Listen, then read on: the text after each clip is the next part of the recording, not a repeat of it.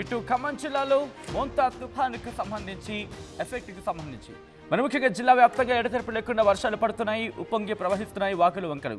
గోదావరి వరద ప్రవాహం గోదావరికి వరద ప్రవాహం పెరగడంతో లోతట్టు ప్రాంతాల్లోకి వరద నీరు చేరుతోంది. రోడ్లపై భారీగా నీరు చేరుతూ ఉండడంతో రాకపోకలు నిలిచిపోయాయి. ఎన్కూరు జన్నారం వాగులో కొట్టుకుపోయింది డీసీఎం లారీ.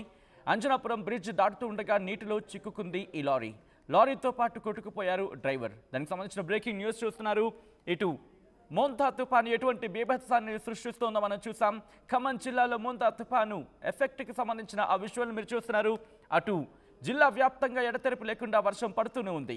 ఉప్పొంగి ప్రవహిస్తున్నాయి వాగులు వంకలు. గోదావరి వరద ప్రవాహంతో లోతట్టు ప్రాంతాల్లోకి వర్షపు నీరు కావచ్చు, వరద నీరు కావచ్చు చేరుకుంటోంది. రోడ్లపై భారీగా వరద నీరు చేరడంతో రాకపోకలు నిలిచిపోయాయి. ఎన్కూరు జన్నారం వాగులో కొట్టుకుపోయింది డీసీఎం లారీ. విజువల్స్ మీరు చూస్తున్నారు.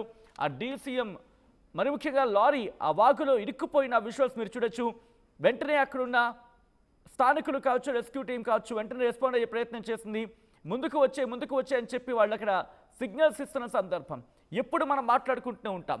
నా లారీ కాస్త వెయిట్గా ఉందనో, లేకపోతే లారీ కాస్త పెద్దగా ఉందనో, ఆ వరదల్లో దాటికి వెళ్ళిపోతుందనో ఎటువంటి సాహసాలకు పాల్పడదు. ఇది నిజంగా సాహసమే.